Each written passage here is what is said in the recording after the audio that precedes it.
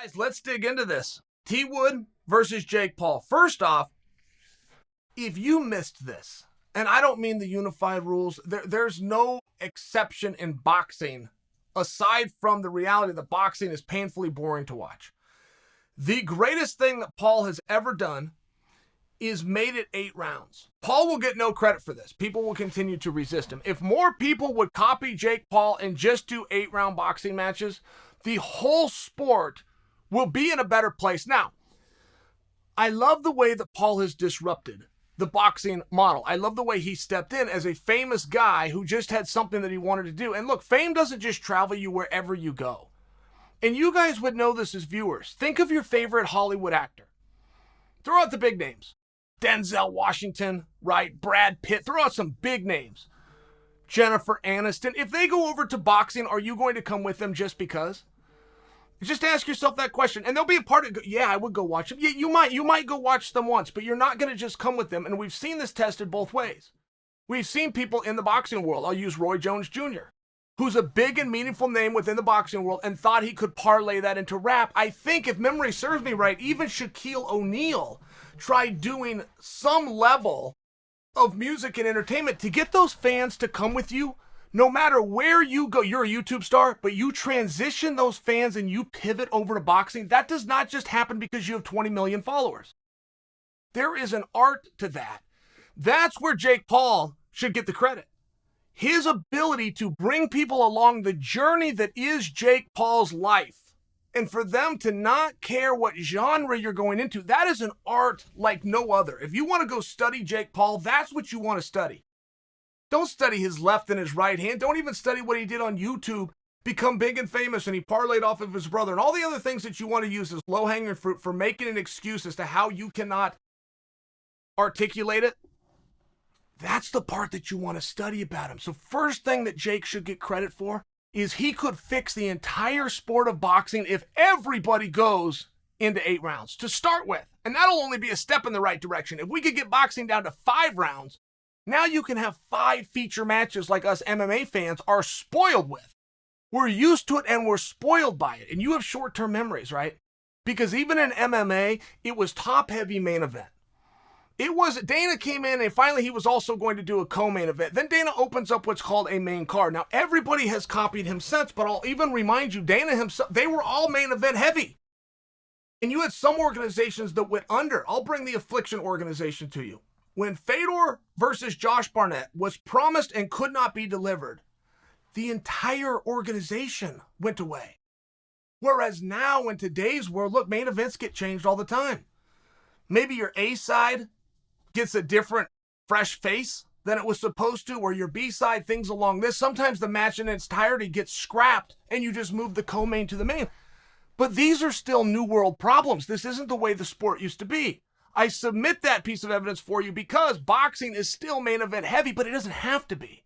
It could be something that we could enjoy for an entire evening.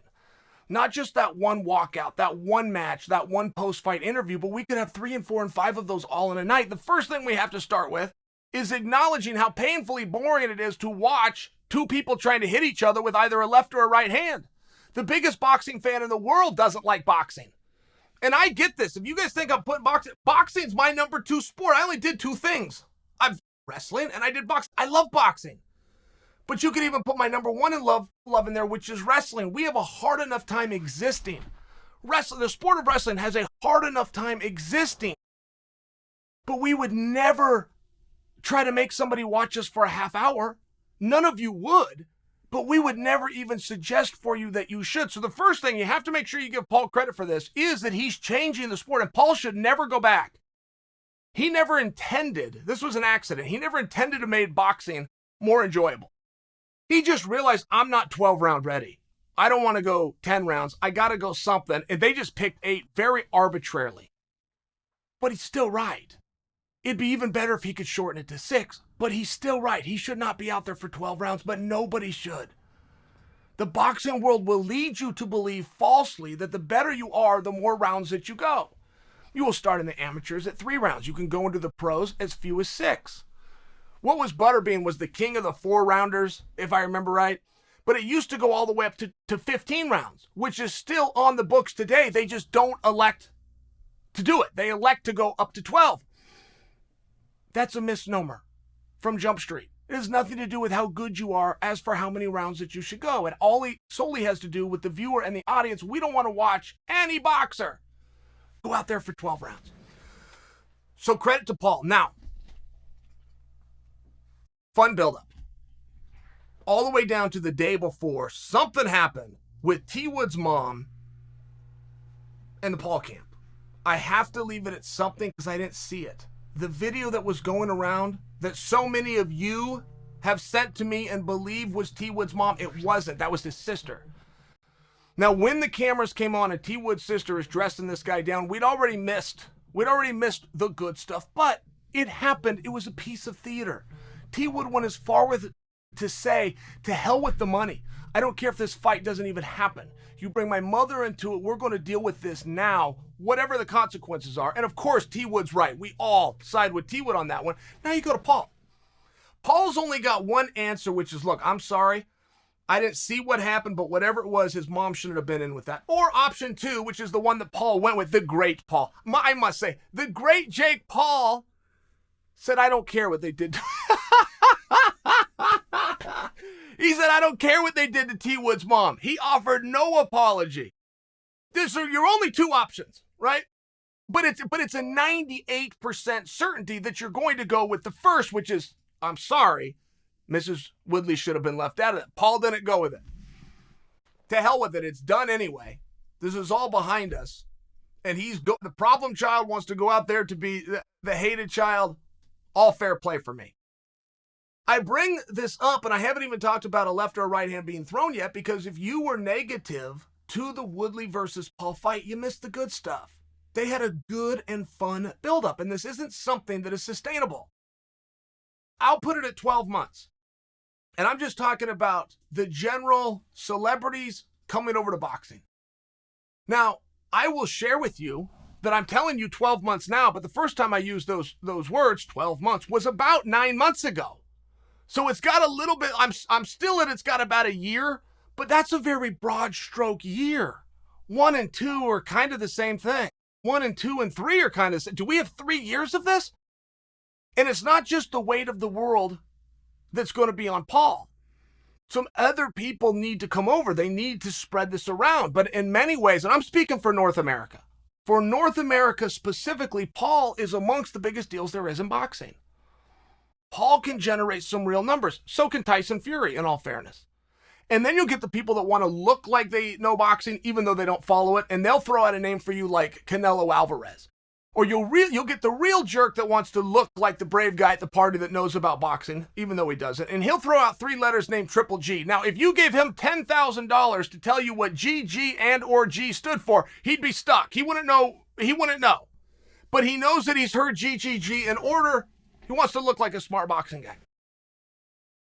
Mistake that boxing has made, mistake that boxing is continuing to make, and they will always make. Boxing is not fixable, in my opinion.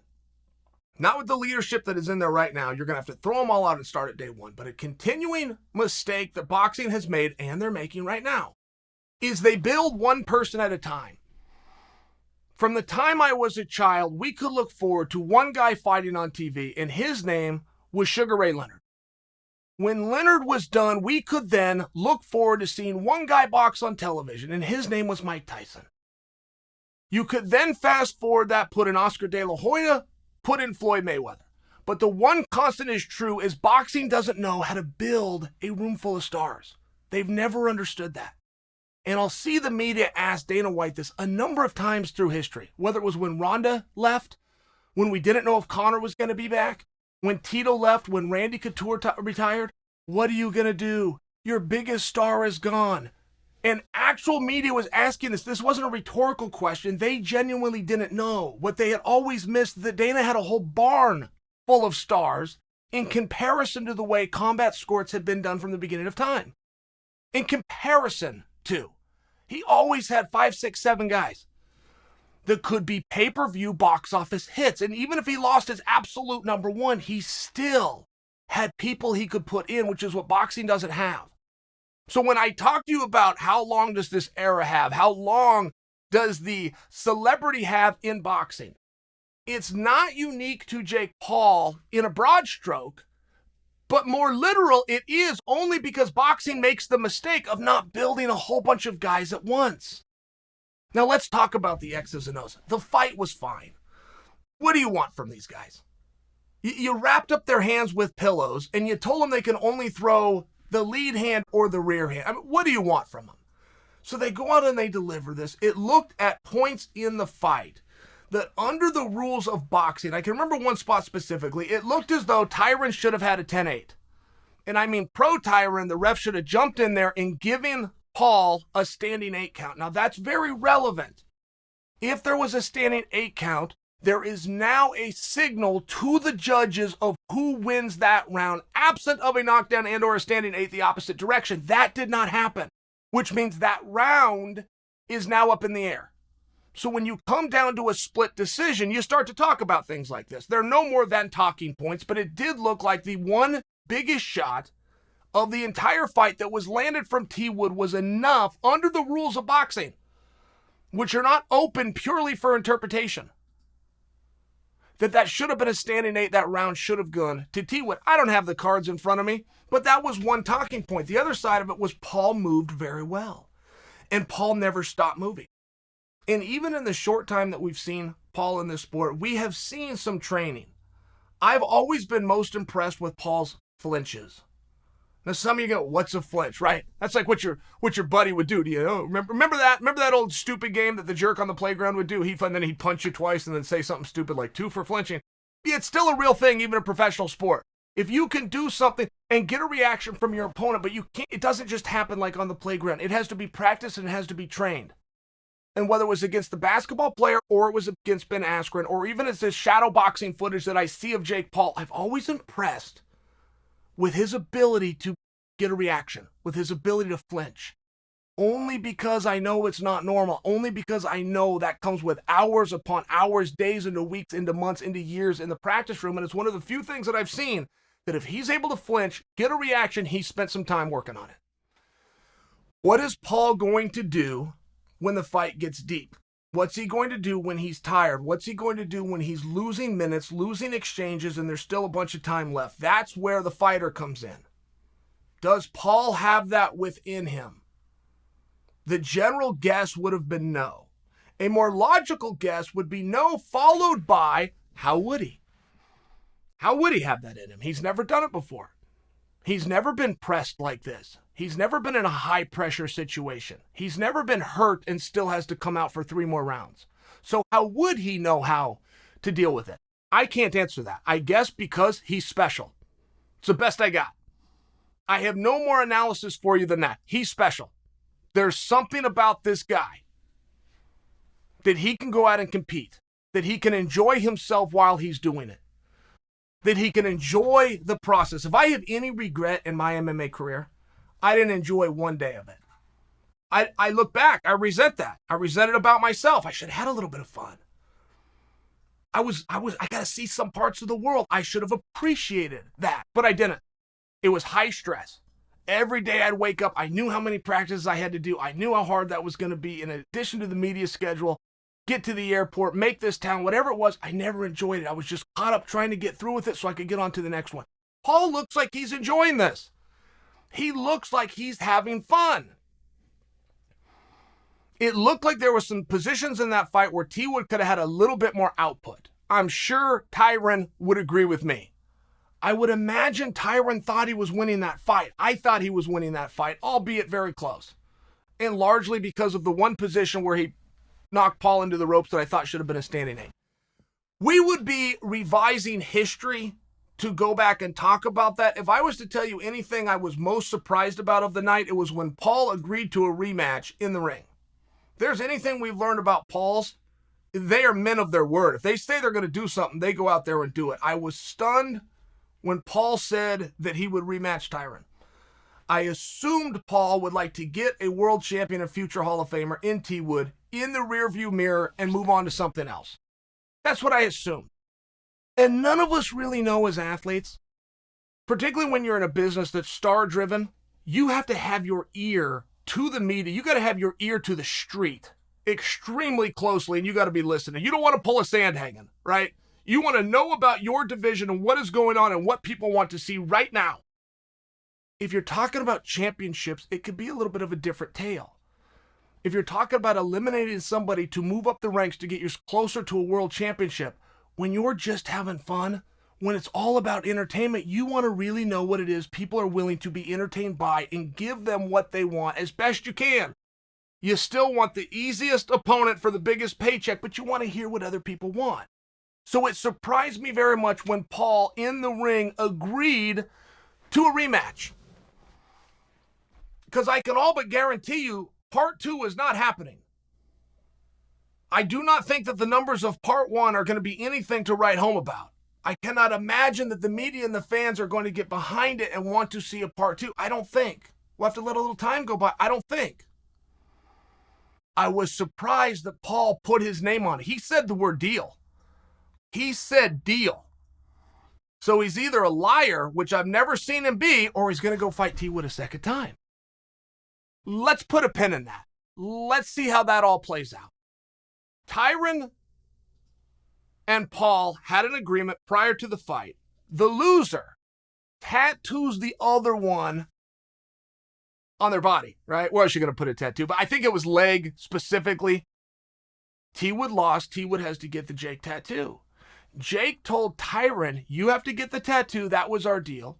But if you do it, I will give you another match. Now, that also surprised me because now he's made the tattoo part of the rematch when he had to get the tattoo anyway. That was the deal. I tell you that Paul's a man of his word. So's T Wood. T Wood will get that tattoo. Sadly, never should have agreed to it. Did agree to it.